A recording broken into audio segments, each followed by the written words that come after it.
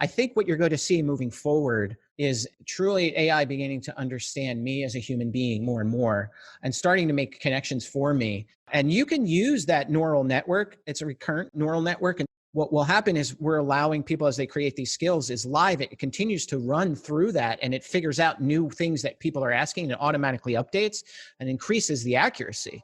So when you create it, there may have been questions that you never even thought people will ask, and they're doing. And so the AI can help you with that. Today on the Sound and Marketing Podcast, I concluded my talk with Amazon Alexa's Chief Evangelist, Dave Isbitsky. We covered a lot of ground exploring lots of different nuances of smart speaker capabilities, both for personal and business use. Voice is just going to get bigger and explode even more. So there's no doubt in my mind about that.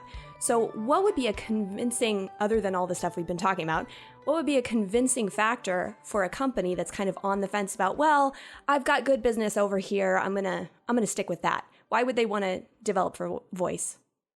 I can actually speak to this because that's where it's been a large focus for me. And I would say over the past 24 months, regardless of the brand size, I could kind of break this down into two categories for you. One of them is they're going to do an awareness approach. So there's a CMO or marketing person, and they've got a budget for a campaign. Maybe it's a new movie, maybe it's a new product offering. So they've got campaigns for social and influencer marketing, ad spend, and they're going to take part of that budget and they want an Alexa skill. And what's great at this point in time in 2020, we have an entire, certified Alexa agencies. So, I mean, that was really difficult for me. It was like going around in 2015 being like, hey, can you do this? And they're like, yeah, Dave, but like, you know how this works, right? Like, we don't have developers. We work with an agency who creates this for us. Now it's like, there's all these agencies who have so much experience with this. Go to developer.amazon.com skills, and you'll find agencies up there. There's so many of them, hundreds of them, who are creating these amazing experiences. And so what's great about that is I look at that as awareness.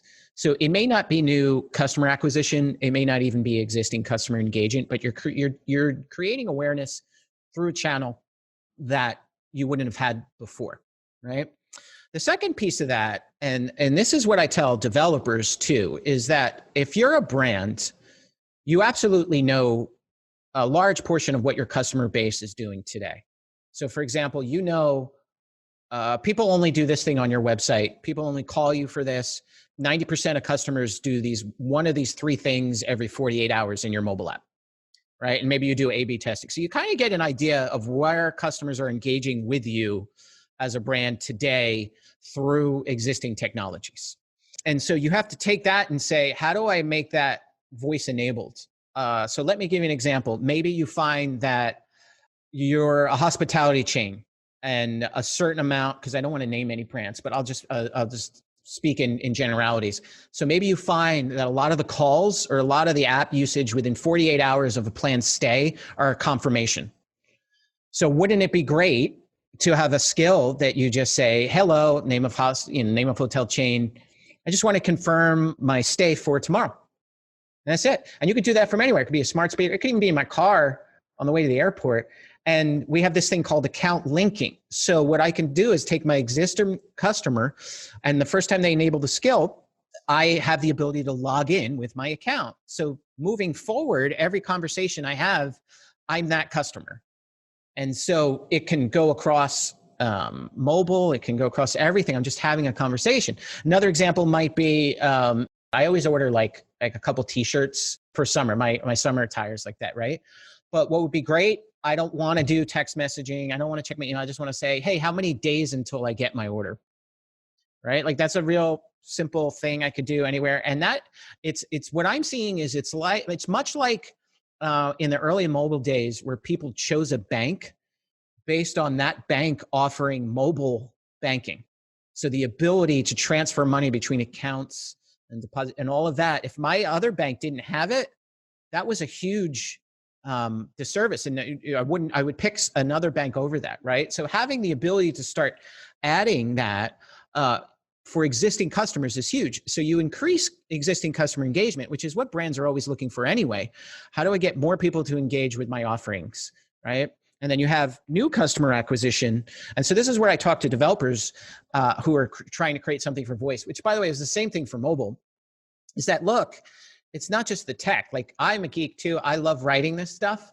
But if you're really serious about getting customer engagement and acquisition, then you have to look at this as a business. What is your customer? What does your brand represent? What is your offering? Figure all of that out first. It doesn't even have to start with voice, but voice is another lever in all of that that you can pull, and it allows you to go across all of these things. Like, I could even do, depending on where your personality is, like me, I can live in cognitive dissonance. I don't need a lot of information. I don't need stuff to be very verbose, but other people, it's like, send me an email. So you can have a skill. Like, I ask, hey, I just want to confirm my hotel stay tomorrow. And if they said, yeah, it's all set, that's enough for me. But other people might even say something like this to the skill: could you email me that, or email me a confirmation? And because of account linking, I get an email, right? I mean, how cool is that? And you didn't have to talk to anybody, right? I hate calling up and bothering somebody. I'd rather just be able to do it in my voice. So that's where I'm really seeing success, is it's either creating awareness through a marketing scale campaign. And those engagements can be fun too. Those can be games. They can be kids' games. There's been all sorts of things, like where you could talk to characters from major shows that we've had over the years and stuff. And then there's engagement across multiple modalities with existing business offerings. So that increases customer engagement, because I don't have to use your silly mobile app or go to your website. I can just talk to you too, which is great. I mean, anecdotally for me, that's Domino's Pizza. It's always 2 thin crusts, 1 plain, 1 pepperoni. And they have what's everybody calling this now? I can't even think of it. It's contactless. So it's contactless delivery. So the person comes and I kind of wave right through the door. But I order more, because I can just, on Friday night when my girls were all having pizza night, they're like, Dad, did you order? I'm like, oh yeah, just talk and done, right? And my credit card's already linked to that account.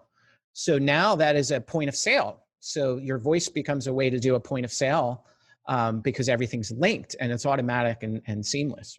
To a comment that you made before, I was thinking of an example in my perspective of why this would be so important to a brand. Generally, this happens for music because I'm a musician, but like if I'm in the car and I'm listening to the radio and I hear a new song, I'm like, oh my gosh, what is that? But I'm like about to get out of the car or about to do something else, and then I'm like, oh, okay, remember this line or something like that, like, oh, remember this, because I can't get to my computer to like Google it or anything like that. If there was, well, there is now, but having the ability to just verbalize and say, what's this song? Like, I remember Kazam was awesome. I was like, oh my gosh, this is like the winner for me. To be able to, on the spot, when you're thinking of the brand, go, oh, how do I order this? Or how do I get this? Or put this on, a list, or save this for later. That's a huge, huge ability. And I think that it could definitely increase sales, because we may be stay at home right now, but we're going to have a new norm eventually, and people will go back out and scatter. And we've become so busy. This situation probably calms a lot of us down, but we're very go, at least in the US. And it just makes sense that if you're on the go, you've got a million things going on. I have a 3 and a 5-year-old. I'm always busy. I'm never sitting down unless my husband is watching the kids, which he's doing right now. But, it just makes sense to have this multimodal opportunity. And I've said this before too, is voice is not it's not to get rid of anything. It's an enhancement. So why not enhance your brand? It just makes sense to me. I always look at it as like meeting your customer in the moment. So like, think about my Echo Buds. And so I do lists. So I can say, play top hits or any kind of specific category. And if it's a song, you can do this with Amazon Music. So I can say, what song is that? And it'll tell me. If it's an artist, I can ask about it. Then I can say, you know what? Create a new playlist. Call this one Dave's Sunny Days. So with your voice, you can create a playlist on the fly and then start adding all these songs that you're hearing while you're in that mood to that playlist. And then that'll be available in Amazon Music. And, beyond just different types of Q&A like that, what our music group, I did a podcast. If anybody is interested on this, you'll see I talked to someone from the Amazon Music group. In that, what's super interesting is you start to get into because this is the way we think as human beings, right? Like maybe a song clicks a memory. And so you start saying things like play top hits from 1989, right? So you all of a sudden you're going in and then you hear a certain song and then it's an artist. Well, now you can do things like, you know what? Play all live versions of, or play the acoustic version of, because maybe you heard that in, I grew up at the Jersey Shore. So for me, it was like hanging out at bars in the summer and hearing a live band. And sometimes that was like acoustic, and I have memories of that. And just being able to call that up. And so for content creators like yourself, a way to discover musicians and music on the fly while I'm in the moment and I'm feeling something, it's huge. it's super incredible, right? Because trying to find that when you're drilling down and browsing on your phone, and then not finding it. Lost. And then not finding it. I've done that where Right. it's like years, and then all of a sudden I heard the song again. I'm like, that's the one. And I was so excited. Yeah, I am the same way. And it invokes memory.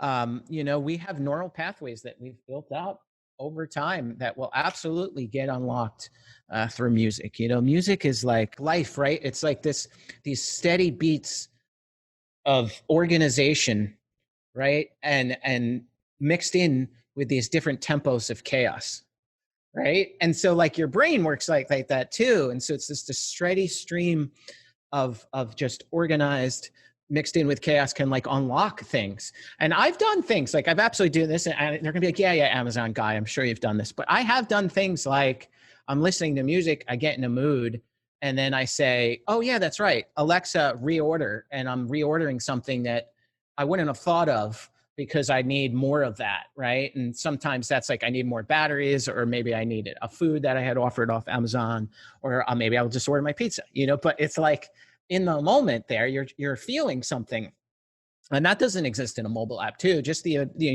trying to switch between apps and then figure out what it is and all of those type of things. It unlocks new in the moment scenarios that didn't exist before.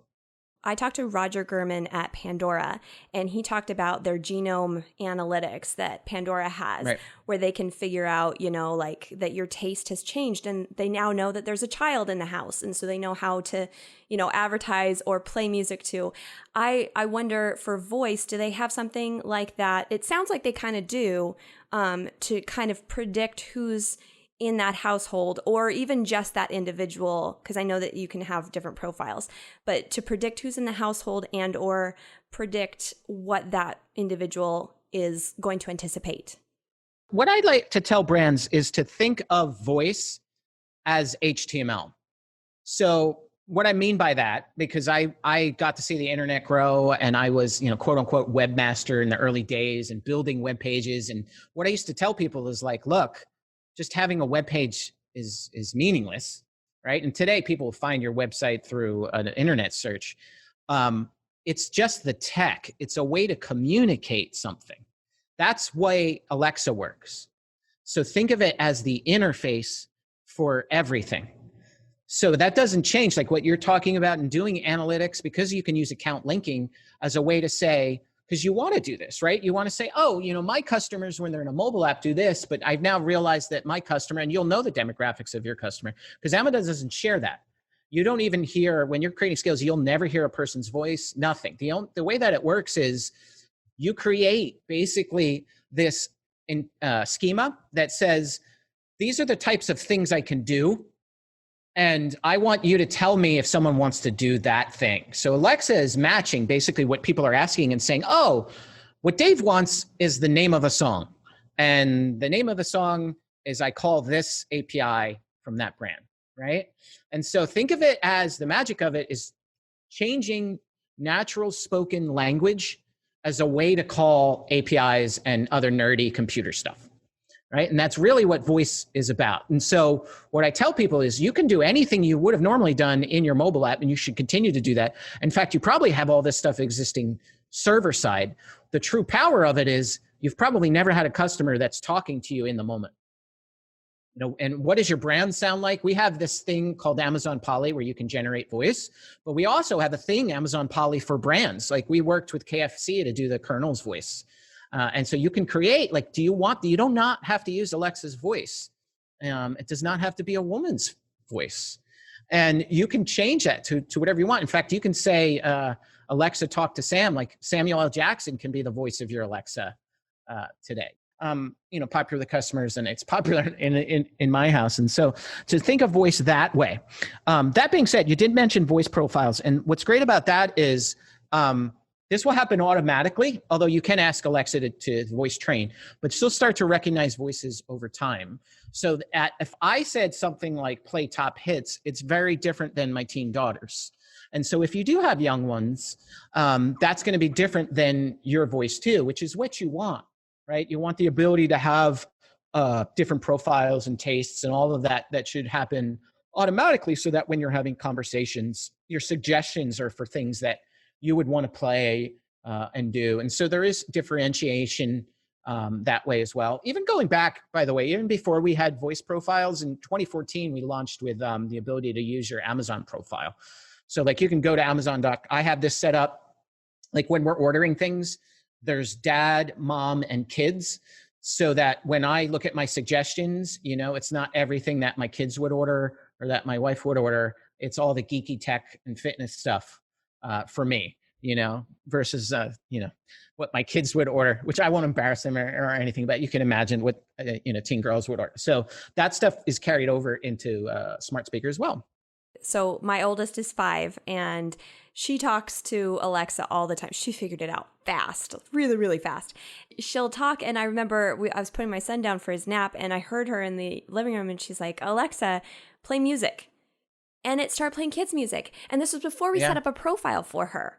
It just recognized her voice. And I was like, that is awesome. Because if I had said play music, it would have given much different results, I'm sure. But it started playing Disney music, which I never would have done on my own. And you can lock a lot of that down as a parent. It's up, you can set what type of content's available. We actually have an Echo called the Kids Edition too, which as a parent, you're in full control of everything. Even the types of questions they can ask is completely locked down for specific kids categories. There's games specifically tailored to kids. There's even a subscription model where you can say, it's kind of like a streaming model where you get all these different skills for kids. You get audio books and music all in one kind of subscription, which started back when I was in the Kindle group. We had the same thing, free time unlimited. I loved that when my girls were little, where I was like, you know what? I can't be there monitoring all the time the type of questions they would ask, type of music they would go for, the games they would want to use. But this is Amazon has looked at this, and you say the ages of your kids that you want. Unless it looks fun. It looks like a piece of candy. Yeah, I haven't picked that one up yet, but I probably will.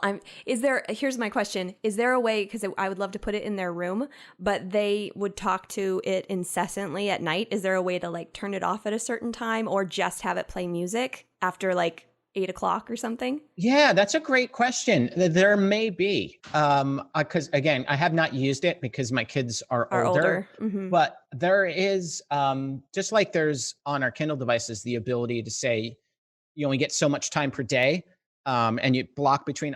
There may be things like that.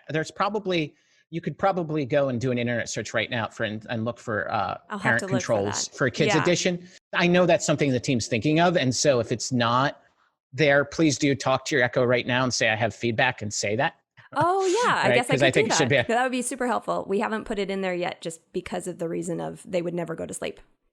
Oh yeah, and my girls have them. And they set music at night is what they stream to. So they both have different music playing and things like that. And here's a funny thing. I have done this to cheer my girls up, is that you can target devices within your own home. They used to listen to Dora the Explorer all the time, just to like do a funny thing. They may be doing homework in their room, and I'll be like, play the Dora Explorer theme song on the name of my daughter's room. And they start laughing like, Dad. But it's just like a funny way to kind of send music, so you're almost gifting that emotion onto a device where sometimes they listen to the whole song, they'll kind of sing along, but you do have the ability to do that. You have the ability to play it across all devices in the home too. We all pitch in when we're cleaning the house, usually on weekends. And so we can like broadcast music to almost every room in the house, I think, has an Echo now at this point. But the ability to just kind of stream music throughout the house, you can do that stuff too. What is, from what you've been seeing, what has been blowing your mind? What's gotten you really excited about the up and coming X? Today we can have, kind of these one and done. You're asking a question, or you're doing specific tasks, which voice is great for. Turn the lights on, play this music. We've been able to evolve over the past couple of years where we can have multi-turn dialogues. So I can do follow-up questions. Like I could ask for the weather, and then I could say, what about tomorrow? But you're also seeing skills with that. So maybe I order something and then I want to ask for something else, right? I can continue to do that. You see that with games where there's context over time where you can continue to game. But human beings, we live in ambiguity. Sometimes, just look on the internet today. We don't always communicate what we're feeling or understand the other people. And so we announced this technology last year called Alexa Conversations, where we're taking the full power of what we learned through deep learning and other AI and neural network. We're sharing that. And so we've been able to reduce the amount of sample utterances that people have had to write by tens and tens of thousands of lines. Where Alexa Conversations does things like today, everything you're getting called. What's the best way I can describe? Like today, in order to interact, a human being's invoking you. But what if you're a type of skill that you give, you book restaurants? Now, imagine in the future, and maybe it's a COVID thing too. Maybe I want a night out that's safe. I could say something like that. Alexa Conversations could figure out which restaurants are safe, have outdoor, seating. It can book all that for you. It could do a ride share for you, like an Uber or Lyft. Maybe you want to go do something else. It can figure out all of that stuff because you as a human being want to do something. And so skills, we do have this today where you can, there's Alexa skill connections where one can call each other, but this is actually an AI invoking it based on a human being having conversation. And so I think what you're going to see moving forward is truly AI beginning to understand me as a human being more and more and starting to make connections for me. And you can use that neural network. It's a recurrent neural network. And so what will happen is we're allowing people as they create these skills is live. It continues to run through that and it figures out new things that people are asking and it automatically updates and increases the accuracy. So when you create it, there may have been questions that you never even thought people will ask, and they're doing, and so the AI can help you with that. So that's what's got me really excited, is because I think that's going to be the next level of this stuff. When we announced this, the example we did was a night on the town, but there's going to be so many scenarios that people ask Alexa for that we may never even have thought of that are just going to happen naturally through this AI. Right, because it's cultural and topical and it's happening right now. Now, does the information, is this just stored within this device, or is this information that you take to headquarters and it like applies to like knowing certain activations or trigger points for the West Coast or for the East Coast or a certain nationality? Do you have that capability? We haven't announced how any of that's going to work yet. It's still in closed beta, so stay tuned. I can speak in generalities that the way that Alexa works today is it's just a connection to the internet. That when stuff goes up, it's not stored there locally. It's always going up to the cloud, and you're in complete control of that. By the way, you can say even from the beginning. I remember 2014, people would call up Amazon, say delete everything. We would. It's like giving Alexa lobotomy. She'll forget everything about you and hasn't learned anything, but you can. Even today, you could say all sorts of interesting. Like you could say, Alexa, delete what you just heard or delete everything from today. But what I like is, what did you just hear? Or you could say, why did you do that? So like I've realized some of the things in my smart home that I named were names that were similar to just generic words. So it was interesting is like, I would say, why did you do that? And I'm like, oh, like she thought I was asking for this versus turning the light on. So I renamed things. But I find that it gets back to when I was a little kid and I was upset that people weren't as excited about technology because of that barrier. There's nothing worse than feeling like it's your fault. Technology making you feel stupid. So the fact that we've opened the black box so that you can say, hey, what's inside this, right?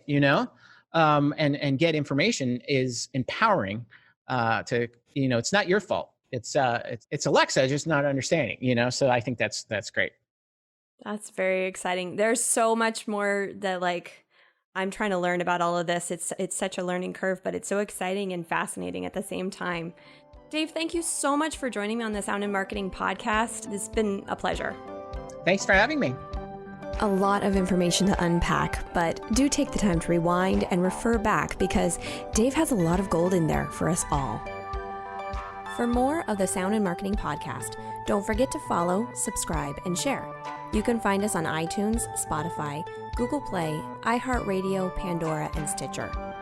For inquiries on producing and developing your own podcast, or for inquiries on sonic branding and sonic branding consultation availabilities, you can find me at Dreamr Productions. That's DREAMR Productions.com, LinkedIn, and Facebook. You can also email me at Jeanna, Jeanna, at dreamrproductions.com. All links will be provided in the show notes. This episode was produced by Dreamr Productions and hosted, written, and edited by me, Jeanna Isham. Let's make this world of sound more intriguing, more unique, and more on brand.